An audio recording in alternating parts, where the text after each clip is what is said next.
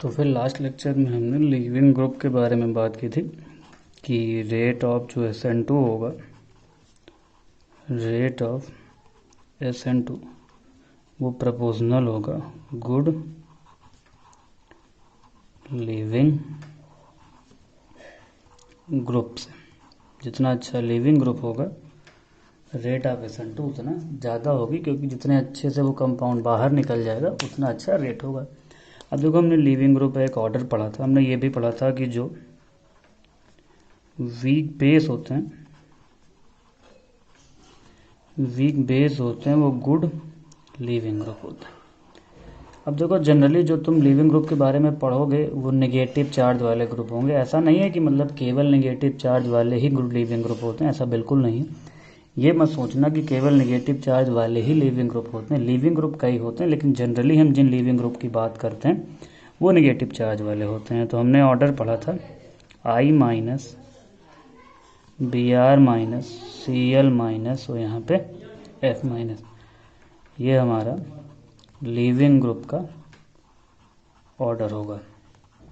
देखो, यहाँ पे एक चीज़ समझो कि लिविंग ग्रुप ये बेसिकली ये ऐसा लिविंग ग्रुप अच्छे, इनका ऑर्डर यही क्यों है। देखो, बेसिकली क्या होता है कि जब नेगेटिव चार्ज के साथ कंपाउंड बाहर निकलेगा तो जितने बेटर तरीके से वो नेगेटिव चार्ज को हैंडल कर लेगा उतने अच्छे तरीके से वो कंपाउंड बाहर बना रहेगा। मतलब समझो, अगर जब किसी रिएक्शन के बाद I minus as a leaving group निकला, तो जब I minus as a leaving group निकला तो अगर ये जो नेगेटिव चार्ज है उसे अच्छे से हैंडल कर लेगा, जब अच्छे से हैंडल कर लेगा तो ये कंपाउंड में निकले हुए लिविंग ग्रुप के रूप में बना रहेगा। अगर वो हैंडल नहीं कर पाएगा तो लिविंग ग्रुप के रूप में बना नहीं रहेगा, वो फिर से अटैक करना चाहेगा। तो तुम ये समझ सकते हो कि जो भी नेगेटिव चार्ज के रूप में निकलते हैं, जो भी मतलब गुड लिविंग ग्रुप होंगे, हम उन लिविंग ग्रुप की बात कर रहे हैं जो नेगेटिव चार्ज के साथ बाहर निकलेंगे। वो क्या करते हैं, वो बेटर हैंडल करते हैं, बेटर हैंडल नेगेटिव चार्ज। मतलब वो ज़्यादा अच्छे तरीके से नेगेटिव चार्ज को हैंडल कर सकते हैं, जिससे वो जब निकलेंगे तो वो दोबारा अटैक नहीं करना चाहते। वो दोबारा जब अटैक नहीं करेंगे तो वो लिविंग ग्रुप के रूप में बाहर बने रहेंगे। अब हम कुछ ऐसे लिविंग ग्रुप की बात करते हैं जो थोड़ा अनकॉमन होते हैं, लेकिन इसका मतलब ये नहीं कि वो इम्पोर्टेंट नहीं होते। वो तुम जैसे हमारे पास सबसे पहला होता है द टोसाइल ग्रुप। टोसाइल ग्रुप, जो टोसाइल ग्रुप होता है ये one of the best leaving group होता है। मतलब ये काफ़ी अच्छा लिविंग ग्रुप होता है। ये भी नेगेटिव चार्ज के साथ ही बाहर जाएगा। जब ये टोसाइल ग्रुप बाहर जाता है तो वो काफ़ी अच्छे तरीके से, अब इसका स्ट्रक्चर देखो, जो इसका स्ट्रक्चर होता है वो ये होगा।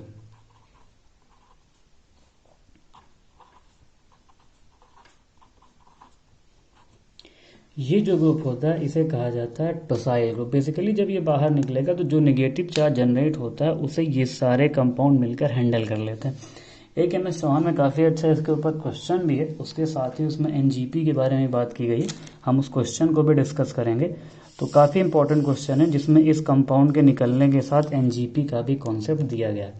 अब एक ये है, दूसरा हमारे पास होता है मिसाइल ग्रुप। मिसाइल ग्रुप ये भी एक अच्छा लिविंग ग्रुप होता है। ये भी निकलने के बाद नेगेटिव चार्ज को काफ़ी अच्छे से हैंडल कर लेता है। जो इसका स्ट्रक्चर होता है वो ये होता है। देखो, ये जो कंपाउंड हैं ये तुम्हें जनरली नहीं मिलते, मतलब ऐसा नहीं कि मिलते नहीं, लेकिन जनरली इसके बारे में डिस्कस नहीं किया जाता है। एक और होता है हमारे पास, वो होता है ट्रिफाइल ग्रुप। ट्रिफाइल ग्रुप, ट्रिफाइल ग्रुप का जो स्ट्रक्चर होता है वो होता है CF3। ये तीनों जो ग्रुप होते हैं वो काफ़ी ज़्यादा कॉमन नहीं होते, जनरली यूज़ नहीं होते, लेकिन अगर तुम कोई अच्छी बुक पढ़ोगे तो ये काफ़ी ज़्यादा यूज़ भी आते हैं। वहाँ पे तुम्हें और भी चीज़ें समझ में आएंगी। तो ये हमारा लिविंग ग्रुप के बारे में कॉन्सेप्ट था कि लिविंग ग्रुप जो जितना अच्छा लिविंग ग्रुप होगा उतना ज़्यादा रेट ऑफ SN2 होगा। अब हमने दो के बारे में डिस्कस कर लिया, एक लिविंग ग्रुप के बारे में और दूसरा, इन्हें याद रखना, ये कई बार तुम्हें सीधे इसे देखो, इसे जो होता है इसे लिखा जाता है TS, इसे TS के फॉर्म में लिखा जाता है, इसे लिखा जाता है MS और इसे लिखा जाता है हमारे पास TF। तो ये हो सकता है सीधे तुम्हें किसी कंपाउंड मिल जाए TS TF MS, तो वहाँ पे तुम्हें समझ में आना चाहिए कि TS का मतलब क्या होता है और MS का मतलब वहाँ पे क्या होता है। अब हमने दो चीज़ों के बारे में डिस्कस किया है, हमने यहाँ पे सॉल्वेंट के बारे में डिस्कस कर लिया है और दूसरा इस लिविंग ग्रुप के बारे में डिस्कस कर लिया। अब हम आते हैं तीसरा इम्पॉर्टेंट, ये भी टॉपिक होता है, तीसरा हम बात करते हैं न्यूक्लियोफाइल के बारे में। न्यूक्लियोफाइल देखो बेसिकली याद रखना, हमने रेट ऑफ SN2 जब लिखा था तो याद करो रेट में हमारे पास K और टाइम क्या आया था, सबस्ट्रेट, और साथ में हमारे पास न्यूक्लियोफाइल भी था। मतलब ये समझना है जो रेट ऑफ SN2 होगा वो न्यूक्लियोफाइल पे भी डिपेंड करेगा। तो न्यूक्लियोफाइल पे डिपेंड कैसे करेगा वो हम समझेंगे, इस पर हम पूरा डिस्कशन करेंगे। न्यूक्लियोफाइल कैसे क्या होते हैं, क्यों न्यूक्लियोफाइल अलग होता है, कैसे कौन सा न्यूक्लियोफाइल ज़्यादा स्ट्रांग होता है, कई चीज़ें हम डिस्कस करेंगे, ठीक है। तो अब हम ये समझते हैं कि न्यूक्लियोफाइल होता क्या है और न्यूक्लियोफाइल चीज़ों में डिफाइन कैसे किया जाता है। देखो यहाँ पे समझ में आया कि न्यूक्लियोफाइल का अगर कंसंट्रेशन हम चेंज करेंगे तो रेट हमें चेंज करना पड़ेगा। वो कंसंट्रेशन चेंज करने की बजाय अगर हम किसी स्ट्रॉन्ग न्यूक्लियोफाइल को भी ले लें तब भी वो जाके अटैक कर देगा। देखो न्यूक्लियोफाइल का मतलब होता है अटैक करना, तो जितनी तेज़ी से अटैक करेगा रेट ऑफ ब्रेक से उतनी ज़्यादा तेज़ी होगी। तो जो हम SN2 में प्रेफर करते हैं, SN2 में हम स्ट्रॉन्ग न्यूक्लियोफाइल प्रेफर करते हैं, SN2 में हम स्ट्रॉन्ग न्यूक्लियोफाइल प्रेफर करके हम स्ट्रॉन्ग न्यूक्लियोफाइल की बातें करते हैं कि SN2 रिएक्शन में जो न्यूक्लियोफाइल प्रेफर किया जाता है वो स्ट्रॉन्ग न्यूक्लियोफाइल होता है। या हम स्ट्रॉन्ग न्यूक्लियोफाइल के बारे में ही SN2 रिएक्शन में बातें करेंगे कि SN2 रिएक्शन जब यूज़ होगी तो हम वहाँ पे न्यूक्लियोफाइल स्ट्रॉन्ग यूज़ करेंगे। अब जैसे एक एग्जाम्पल अगर हम समझें, देखो एग्जाम्पल, देखो इसको समझना, इसके बारे में पूरा डिस्कशन होगा। जो हमारे पास इथेनॉल होता है और साथ में हमारे पास जो मतलब ये मिथेनॉल और साथ में मिथॉक्साइड, इन दोनों में जो न्यूक्लियोफाइल होगा ये ज़्यादा स्ट्रॉन्ग होता है। किससे? मिथेनॉल से मिथॉक्साइड ज़्यादा स्ट्रॉन्ग न्यूक्लियोफाइल माना जाता है। तो हम इसके बारे में अभी डिस्कस भी करेंगे क्यों होता है। अब यहाँ पे जनरली देखो बेसिकली क्या होता है कि जो अटैक करता है वो बेस करता है। बेस का मतलब ये समझो जो अटैक करता है वो निगेटिव चार्ज करता है। तो जब जिसके पास या तो लोन पेयर होगा या किसी के पास यहाँ पे अगर निगेटिव चार्ज होगा तो वो क्या करेगा, वो अटैक कर देगा। तो हमें ये देखो जनरली हम ये सोचते हैं कि जो ज़्यादा स्ट्रॉन्ग बेस होते हैं वो उतने स्ट्रॉन्ग क्या होते हैं, न्यूक्लियोफाइल होते हैं। मतलब ये मोस्ट ऑफ द केस ये काम कर जाता है कि जो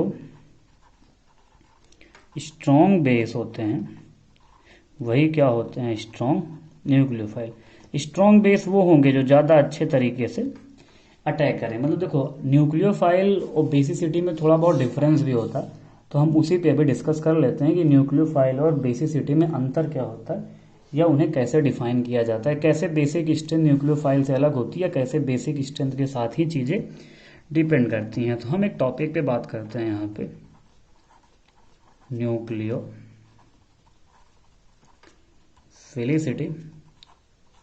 वर्सेस बेसिसिटी। देखो ये टॉपिक डिस्कस करना इंपॉर्टेंट होता है क्योंकि बहुत ज़्यादा चीज़ें इसमें मतलब इंपॉर्टेंट होती हैं, आगे तुम्हें समझ में भी आएगा कि ये कैसे डिफाइन होता है। देखो बेसिसिटी का मतलब होता है, पहले हम बेसिसिटी की बात करते हैं। देखो बेसिसिटी में जब कंपाउंड अपना जो नेगेटिव चार्ज होता है या जो अपना लोन पेयर होगा या फिर तुम कह सकते हो जो उसके पास फ्री इलेक्ट्रॉन पेयर होगा, जब वो हाइड्रोजन को डोनेट करेगा, जब लोन पेयर हाइड्रोजन को डोनेट किए जाएंगे तो उस टाइम पे जो हमारे पास ग्रुप होगा उसे कहा जाएगा बेस।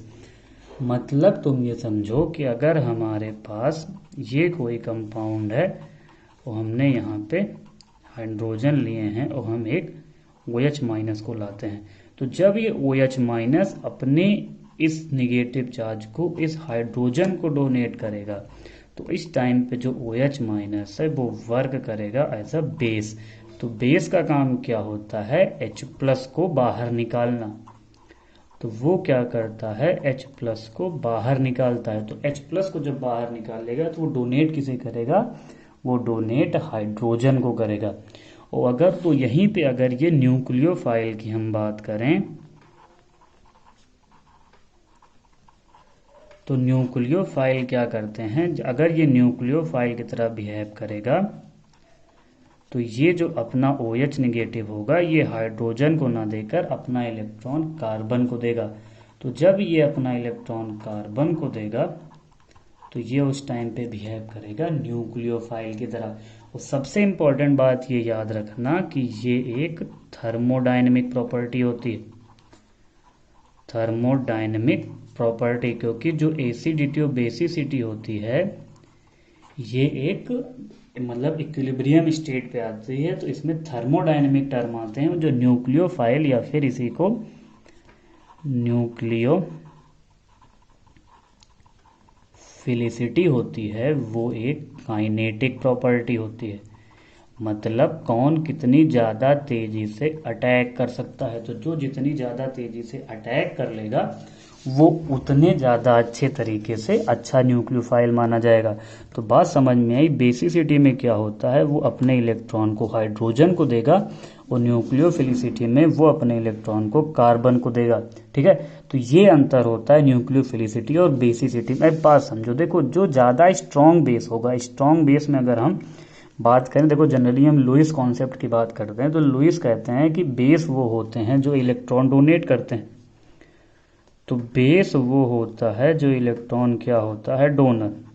वो इलेक्ट्रॉन डोनर अगर स्ट्रॉन्ग होगा तो वो स्ट्रॉन्ग बेस होगा। तो जनरली जो स्ट्रॉन्ग बेस होते हैं वो जनरली जो स्ट्रॉन्ग बेस होंगे वो ज़्यादा अच्छे न्यूक्लियोफाइल भी होते हैं। तो ये बात समझ में आएगी, बेसिसिटी और जो बेसिसिटी होती है वो लगभग न्यूक्लियोफाइल की तरह ही चलती है। हाँ, कई बार केस में ऐसा होता है कि बेसिसिटी और न्यूक्लियोफिलिसिटी अंतर आते हैं, लेकिन जनरल केस में जो ज़्यादा अच्छा बेस होगा वो ज़्यादा अच्छा क्या होगा, न्यूक्लियोफाइल होगा, और जो कम अच्छा बेस होगा वो क्या होगा, ज़्यादा अच्छा लीविंग ग्रुप होगा। तो एक स्टेटमेंट ये याद रखना कि जो a base is always better nucleophile than its conjugate acid। मतलब जो बेस होगा वो अपने जो कॉन्जुगेट एसिड से होगा उससे ज़्यादा अच्छा न्यूक्लियोफाइल होगा। अब इसका क्या मतलब है ये समझो। हमने पढ़ा था कि जो बेस होता है, जो बेस एसिड बेस होते हैं, जो एसिड बेस होते हैं, हमने पढ़ा था अगर हमारे पास Ha है और अगर हम इससे H+ को निकाल दें तो हमें क्या मिलेगा, A-। तो अगर ये हमारा क्या है, एसिड, तो ये हमारा क्या होगा, कॉन्जुगेट बेस। तो जो कॉन्जुगेट बेस होगा ये स्ट्रॉन्ग न्यूक्लियोफाइल होते हैं। स्ट्रॉन्ग न्यूक्लियोफाइल कैसे होते हैं, अगर हम इसकी एक एग्जांपल से समझें। देखो इसके अगर हम एग्जांपल समझें, जैसे हमारे पास एक वाटर एसिड है, उसका जो बेस है वो OH निगेटिव है। देखो ऑक्सीजन के पास भी लोन पेयर है, यहाँ पे इस ऑक्सीजन के पास भी लोन पेयर है, लेकिन देखो निगेटिव चार्ज आने से कंपाउंड क्या हो गया, कंपाउंड हो गया अनस्टेबल। जब कंपाउंड अनस्टेबल हो गया तो ये अपने इलेक्ट्रॉन को ज़्यादा जल्दी डोनेट करना चाहेगा, मतलब ये जल्दी डोनेट कर देगा तो ये बेटर डोनेट करेगा। बेटर डोनेट का मतलब ये है कि ये इलेक्ट्रॉन को नहीं रखना चाहेगा, तो हम कहेंगे ठीक है भाई जाओ यहाँ से, क्योंकि इसमें एक मतलब H+ यहाँ से निकल जा चुका है। तो ये हमारा क्या हुआ, एसिड हुआ। वो एसिड से जब हम H+ को क्या करते हैं तो बाहर कर देते हैं, तो क्या बनता है, कॉन्जुगेट बेस। और अगर हमारे पास कोई बेस है उसमें हम H+ को क्या कर दें, ऐड कर दें, तो हमें क्या मिलता है, कॉन्जुगेट एसिड। अब जैसे अगर तुमसे सिंपल सा क्वेश्चन पूछा जाए कि हमारे पास दो कंपाउंड है, एक है NH3 और दूसरा है NH2 नेगेटिव। देखो NH3 से NH2 नेगेटिव तक हम कैसे पहुँचे, यहाँ से हमने H+ को क्या कर दिया, बाहर कर दिया। तो इस समय ये क्या काम कर रहा होगा, एसिड का, और ये क्या काम कर रहा होगा, कॉन्जुगेट बेस का। अब तुम्हें पता है ये रिएक्शन रिवर्सिबल चलती हैं, तो अगर ये हमारा बेस है तो ये हमारा क्या कहा जाएगा, कॉन्जुगेट एसिड। तो अभी अभी हमने पढ़ा जो बेस होता है, अभी अभी हमने देखा कि जो बेस होगा वो बेस अपने कॉन्जुगेट एसिड से ज़्यादा स्टेबल, हमने पढ़ा a base is always better nucleophile than is conjugate acid. मतलब वो कम, इसमें जब H+ को हम ऐड कर देंगे तो वो जो कंपाउंड हमें मिलेगा वो कम अच्छा न्यूक्लियोफाइल होगा, किससे, बिना H+ के ऐड किए हुए। तो ये देखो हमारे पास ये क्या है, बेस है, और ये हमारे पास क्या है, एसिड है। तो हमने पढ़ा जो बेस होता है वो अपने कॉन्जुगेट एसिड से ज़्यादा अच्छा न्यूक्लियोफाइल होगा। तो अगर हम यहाँ पे समझें तो हमारे पास जो NH2 नेगेटिव होगा वो ज़्यादा अच्छा न्यूक्लियोफाइल होगा, किससे, NH3 से। तो क्योंकि इसके ऊपर नेगेटिव चार्ज आ गया है तो ये उसे जल्दी से हटाना चाहेगा। अब अगर हम देखो, अगर हम बात करें कुछ पीरियोडिक टेबल में बात करते हैं, तो फ्रॉम लेफ्ट टू राइट, देखो अगर हम लेफ्ट टू राइट जाएं और कंपाउंड के साथ समझें, तो अगर हम एक एग्जांपल मतलब एक सीरीज बनाना चाहें, CH3 माइनस NH2 माइनस साथ में OS माइनस और नीचे F माइनस। देखो हम फ्रॉम लेफ्ट टू राइट जा रहे हैं और सबके साथ हमने हाइड्रोजन जोड़ा है, ये HF होता है, तो इन सब का हमने एसिड लिखा था। ये एसिड इसका क्या होगा, CH4, इसका एसिड NH3, इसका एसिड H2O और इसका एसिड क्या होगा, HF। अब अगर तुम्हें इतना नॉलेज है तो जो एसिडिक स्ट्रेंथ होती है वो क्या होगी, कुछ ऐसी एसिडिक स्ट्रेंथ होगी। तो इसकी बेसिक स्ट्रेंथ कैसी आएगी, इसकी जस्ट अपोजिट आएगी। ये हमारे पास क्या आएगी, बेसिक स्ट्रेंथ, और ये हमारे पास क्या होगी, एसिडिक स्ट्रेंथ। और हमने पढ़ा था कि जो अच्छे बेस होते हैं जनरली वो अच्छे न्यूक्लियोफाइल होते हैं। तो यहाँ पे हमें समझ में आया जो बेसिक स्ट्रेंथ का ऑर्डर है वही क्या आएगा, न्यूक्लियोफाइल का भी आएगा। हमेशा ऐसा नहीं होगा। अब इसका रीज़न समझो। इसका रीज़न ये नहीं है, देखो जब तुम लेफ़्ट टू राइट जा रहे हो, हम इधर जा रहे हैं, लेफ़्ट टू राइट जाने से इलेक्ट्रोनेगेटिविटी क्या होती है, इंक्रीज करती है। अगर तुमने इलेक्ट्रोनेगेटिविटी का नंबर पढ़ा होगा या इलेक्ट्रोनेगेटिविटी के बारे में पढ़ा होगा, तो लेफ़्ट टू राइट जाने में इलेक्ट्रोनेगेटिविटी इंक्रीज करती है। देखो ये सबसे ज़्यादा इलेक्ट्रोनेगेटिव है, ये उससे कम। तो F माइनस जो इलेक्ट्रोनेगेटिव है वो इलेक्ट्रोनेगेटिव मतलब वो अच्छा खासा मतलब पीरियोडिक टेबल में ये सबसे ज़्यादा इलेक्ट्रोनेगेटिव एटम फ्लोरीन होता है। तो जब फ्लोरीन बहुत ज़्यादा इलेक्ट्रोनेगेटिव है तो वो क्या करेगा, इलेक्ट्रॉन को बहुत अच्छे से हैंडल कर लेगा।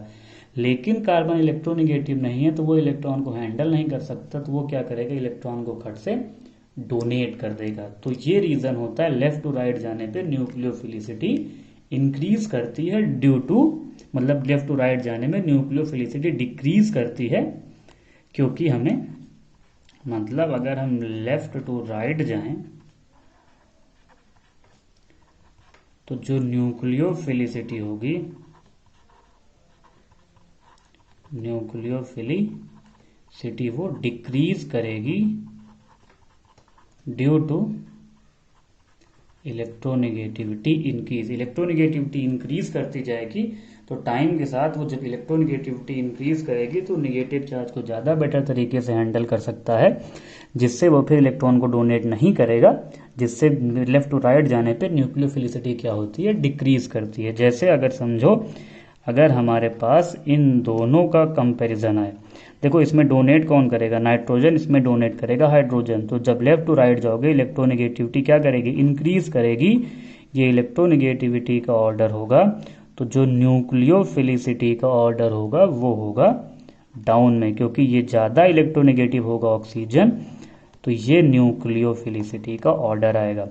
तो हमें ये समझ में आया कि सिंपली अगर हम लेफ़्ट टू राइट जाएंगे तो जो न्यूक्लियोफिलिसिटी होगी वो डिक्रीज करेगी। अब अगर हम लेफ़्ट टू राइट तो ठीक है बात करते हैं, लेफ़्ट टू राइट जाने में न्यूक्लियोफिलिसिटी डिक्रीज करती है, लेकिन अगर हम ग्रुप में बात करें, अब अगर हम ग्रुप में बात करें top to bottom, top to bottom अगर हम बात करें तो जो न्यूक्लियोफिलिसिटी होगी, न्यूक्लियोफिलिसिटी हो वो क्या करती है, इंक्रीज करती है। मतलब अगर हम ऑर्डर समझें, अगर हम एक ऑर्डर लें इसका, fluorine negative, chlorine negative, bromine negative और आई नेगेटिव, तो नीचे आने पे न्यूक्लियोफिलिसिटी क्या करेगी, इंक्रीज करेगी। तो ये क्या होगा, न्यूक्लियोफिलिसिटी इंक्रीज करती। अब पिछला टॉपिक पढ़ने के बाद ये सब हम सोचते हैं, हमें ये तुरंत समझ में आता है कि यहाँ पे न्यूक्लियोफिलिसिटी इंक्रीज करने का रीज़न भी सेम होता है। सेम मतलब कैसे कि देखो नीचे आने पर यहाँ पे भी इलेक्ट्रोनेगेटिविटी क्या करती है, नीचे आने पर यहाँ पे इलेक्ट्रोनेगेटिविटी डिक्रीज करेगी। तो ये वाला जो कंपाउंड है आई वो less electronegative, less electro negative है। वो जो फ्लोरीन है ये मोर इलेक्ट्रोनेगेटिव है। तो हमें ये लगता है कि जो वो रीज़न था वहाँ पे हम ये रीज़न सोच सकते हैं, लेकिन यहाँ पे डोमिनेंट जो रीज़न होता है, डोमिनेंट रीजन इलेक्ट्रोनेगेटिविटी नहीं होता। ये इम्पोर्टेंट होता है, ये बात याद रखना कि यहाँ पे डोमिनेंट रीजन इलेक्ट्रोनेगेटिविटी नहीं होता है। यहाँ पे जो डोमिनेंट करता है वो डोमिनेंट करता है पोलराइजेबिलिटी। इसकी स्पेलिंग देख लेना, वो हमें नहीं पता क्योंकि हमारी अंग्रेजी यूपी की है, यूपी की अंग्रेजी बहुत अच्छी नहीं होती। देखो हमें तुम्हें केमिस्ट्री पढ़ाने हैं, इंग्लिश से तुम किताब से पढ़ सकते हो। तो पोलराइजेबिलिटी यहाँ पे ऑर्डर होता है। अब पोलराइजेबिलिटी क्या होती है, ये +1 के केमिकल बॉन्डिंग चैप्टर में हम पढ़ते हैं। तो पोलराइजेबिलिटी का एग्जाम्पल तुम समझो, देखो तुम्हें ये पता होगा जब तुम ग्रुप में नीचे आते हो, जब हम ग्रुप में नीचे आते हैं तो साइज क्या होता है, साइज ऑफ एन आयन या कोई कंपाउंड का जनरल जो साइज होता है वो होगा इंक्रीज करता है। तो अगर हम साइज की बात करें तो आई माइनस का साइज ज़्यादा होगा किससे, बी आर माइनस से, उससे ज़्यादा सी एल माइनस, उससे ज़्यादा एफ माइनस। तो ये क्या होगा, साइज का मैटर होता है। अब हम इसे एक एग्जाम्पल से समझते हैं। अब इस बात पे ध्यान देना, देखो अगर हम साइज लें तो हम फ्लोरीन का साइज अगर हम इमेजिन करें तो लगभग इतना बड़ा होगा, और आयोडीन का साइज लगभग इतना बड़ा होगा। अब इस बात को समझना, पोलराइजेबिलिटी का मतलब क्या होता है, ये केमिकल बॉन्डिंग चैप्टर में और आसानी से तुम्हें समझाया जाता है। अब अगर हम एक कंपाउंड लें, हमने यहाँ पे देखो हमने पढ़ा था जो कार्बन होगा उसके पास एक एंटी बॉन्डिंग ऑर्बिटल खाली होगी। जब एंटी बॉन्डिंग ऑर्बिटल खाली होगी तो इस पर क्या होगा, पार्शियल पॉजिटिव, इस पे होगा पार्शियल नेगेटिव। तो जब फ्लोरीन आएगा, बात को समझना, जब फ्लोरीन आएगा तो उसका साइज क्या होगा, छोटा। देखो पोलराइजेबिलिटी का मतलब ये होता है कि जो नेगेटिव चार्ज होता है वो डिस्टॉर्ट हो जाता है किसके कारण, इस पॉजिटिव चार्ज के आने के कारण। तो जब ये पास जाएगा, देखो ये छोटा है, जब ये छोटा है तो ये कितना डिस्टर्ब होगा, ये लगभग इतना डिस्टर्ब होगा। जब ये डिस्टर्ब होकर कंपाउंड जाएगा और ट्रांजिशन स्टेट में ये जाएगा, देखो फ्लोरीन नेगेटिव छोटा है, इसका जो इलेक्ट्रॉन क्लाउड है, देखो जो इलेक्ट्रॉन क्लाउड है ये फ्लोरीन के न्यूक्लियस से काफ़ी ज़्यादा बंधा हुआ है, क्योंकि फ्लोरीन नेगेटिव पे 14 तरफ इलेक्ट्रॉन होंगे, वो छोटा साइज है, तो जो उसका अंदर का पॉजिटिव चार्ज है प्रोटॉन होगा वो इस फ्लोरीन नेगेटिव के इलेक्ट्रॉन क्लाउड को अपनी तरफ खींचे रहेगा। जब वो खींचे रहेगा तो इस पॉजिटिव चार्ज के कारण ये बहुत ज़्यादा डिस्टॉर्ट नहीं होगा। जब ये डिस्टॉर्ट नहीं होगा तो अगर हम इसके ट्रांजिशन स्टेट पे बात करें, इसका जो ट्रांजिशन स्टेट बनेगा वो कुछ ऐसा आएगा। अब इस बात को समझना, हमारे पास ये मान लो ये फ्लोरीन का ऑर्डर होगा, जो फ्लोरीन हमारा डिस्टॉर्ट होकर बनेगा, और साथ में यहाँ पे ये इसकी एंटी बॉन्डिंग ऑर्बिटल होगी। जब ये इसकी एंटी बॉन्डिंग ऑर्बिटल होगी तो फ्लोरीन का साइज छोटा होगा, जिससे ये बहुत ज़्यादा डिस्टॉर्ट नहीं होगा, और जब ये डिस्टॉर्ट नहीं होगा तो ये बहुत ज़्यादा उसके पास नहीं जाएगा, क्योंकि एक लिमिट तक वो डिस्टॉर्ट कर पाएगी इस नेगेटिव चार्ज को। तो जब ये बहुत ज़्यादा पास जाएगा, मतलब इस बात को समझना, इन पे बॉन्डिंग कब स्टार्ट होगी, जब फ्लोरीन अपने इलेक्ट्रॉन क्लाउड के साथ इस कार्बन के बहुत ज़्यादा पास जाएगा, क्योंकि ये छोटा है, और छोटा है तो बहुत ज़्यादा डिस्टॉर्ट भी नहीं होगा, बहुत पास जाएगा, तब यहाँ पे क्या होगा, इसकी बॉन्डिंग स्टार्ट होगी। लेकिन अगर हम यहाँ पे आयोडीन की बात करें, इस बात को समझना काफ़ी इंपॉर्टेंट है, क्योंकि कई बार तुमसे इस पर डिटेल क्वेश्चन पूछे जा सकते हैं। तो अगर तुम मतलब हम ये नहीं कह रहे कि हम तुम्हें सब कुछ पढ़ा देंगे, लेकिन अपनी तरफ से हम पूरी कोशिश करेंगे कि तुम्हें वो सारी इन्फॉर्मेशन दी जाए जो तुम्हारे लिए इसेंशियल हैं या जो तुम्हें जाननी ज़रूरी होंगी। तुम्हारी सेल्फ स्टडी सबसे इम्पोर्टेंट होगी, हम तुम्हारी केवल हेल्प कर सकते हैं और कुछ नहीं। देखो जो आई माइनस होगा हमने पढ़ा था, अगर हम पिछले उसमें देखें तो ये तुम कभी देखना इसके साइज में काफ़ी ज़्यादा अंतर होता है। तो आई माइनस लगभग इतना बड़ा होगा, फ्लोरीन इतना छोटा होगा उसके कंपेयर में। ऐसा नहीं कि फ्लोरीन छोटा हो, लेकिन उसके कंपेरिजन में फ्लोरीन छोटा होता है। अब अगर हम इसके आई माइनस के इलेक्ट्रॉन क्लाउड की बात करें तो ये काफ़ी ज़्यादा बड़ा होगा, क्योंकि आई माइनस का साइज बड़ा होता है। जब आई माइनस का साइज बड़ा होगा तो जो आयोडीन के जो पॉजिटिव चार्ज होगा या जो इसका प्रोटॉन होगा, ये उसके साथ इसमें भी यहाँ पे भी क्या होगा, पार्शियल पॉजिटिव और यहाँ पे पार्शियल नेगेटिव। तो जो ये आई माइनस का इलेक्ट्रॉन क्लाउड होगा, ये इसके सेंटर में जो प्रोटॉन होंगे उससे बहुत ज़्यादा कनेक्टेड नहीं होगा। तो इस पॉजिटिव चार्ज के इफेक्ट से ये काफ़ी ज़्यादा डिस्टॉर्ट हो जाएगा। और जब ये काफ़ी ज़्यादा डिस्टॉर्ट हो जाएगा, हमने पढ़ा कि ये अभी ये बड़ा साइज होता है, तो जब ये डिस्टॉर्ट होगा, जब ये हमारे पास डिस्टॉर्ट वे में इसकी जो ट्रांजिशन स्टेट आएगी, तो जो आई माइनस होगा ये हमारे पास इसकी एंटी बॉन्डिंग ऑर्बिटल होगी। और जो ये आई माइनस होगा उसका जो ये फॉर्म आएगा, ये इसके साथ दूर से ही बॉन्डिंग कर सकता है। मतलब ये बात याद रखना, जो फ्लोरीन नेगेटिव होगा, मतलब आई माइनस बड़ा है तो ये काफ़ी ज़्यादा डिस्टॉर्ट हो जाएगा, तो इनमें बहुत ज़्यादा पास जाने की ज़रूरत नहीं पड़ेगी। ये दूर से ही यहाँ पे क्या कर लेगा, बॉन्डिंग कर कर इस ऐड करके इस एक्स को बाहर कर देगा। लेकिन फ्लोरीन के साथ ये प्रॉब्लम होगी कि जो फ्लोरीन होगा वो उतना बड़ा नहीं होगा, जिससे जब उसे बॉन्डिंग बनाने के लिए बहुत ज़्यादा पास जाना पड़ेगा, जिससे हो सकता है कार्बन से रिपल्सन भी इसका जनरेट हो, क्योंकि इसके पास ये पॉजिटिव चार्ज इलेक्ट्रॉन न्यूक्लियस में होगा, इसके पास भी होगा, दोनों में रिपल्शन भी हो सकते हैं। लेकिन आयोडीन साइज में बहुत बड़ा होता है, जिससे उतनी ज़्यादा ये पास जाएगा नहीं। जब ये पास नहीं जाएगा तो ये दूर से ही इससे बॉन्डिंग कर सकता है, जिससे आयोडीन बेटर न्यूक्लियोफाइल होता है किससे, फ्लोरीन से। तो जो न्यूक्लियोफिलिसिटी का ऑर्डर आता है, जो न्यूक्लियोफिलिसिटी का ऑर्डर आता है, ये आएगा I minus is better than B R minus is better than C L minus I minus. इसका जो रीज़न होता है वो होता है पोलराइजिबिलिटी। मतलब हर जगह केवल इलेक्ट्रोनेगेटिविटी का रीज़न नहीं होगा। तो ये बात याद रखना कि जब तुम फ्रॉम लेफ्ट टू राइट जाते हो तो इलेक्ट्रोनेगेटिविटी बढ़ती है, तो न्यूक्लियोफिलिसिटी कम होगी, क्योंकि ज़्यादा इलेक्ट्रोनेगेटिव होने से वो कंपाउंड अपने इलेक्ट्रॉन को लूज नहीं करना चाहेगा। और अगर तुम टॉप टू बॉटम आओगे तो इलेक्ट्रोनेगेटिविटी इंक्रीज करेगी। और यहाँ पे फैक्टर जो इंपॉर्टेंट आता है वो पोलराइजिबिलिटी का आता है, ना कि इलेक्ट्रोनेगेटिविटी डिक्रीज का। तो ये हमारा आज का लेक्चर था। थोड़ा सा लेक्चर बचा हुआ है न्यूक्लियोफिलिसिटी पे, उसके बाद हमारे पास ट्रांजिशन स्टेट पे बात करेंगे अगले लेक्चर में, जिसके सारे इंपॉर्टेंट पॉइंट खत्म हो जाएंगे।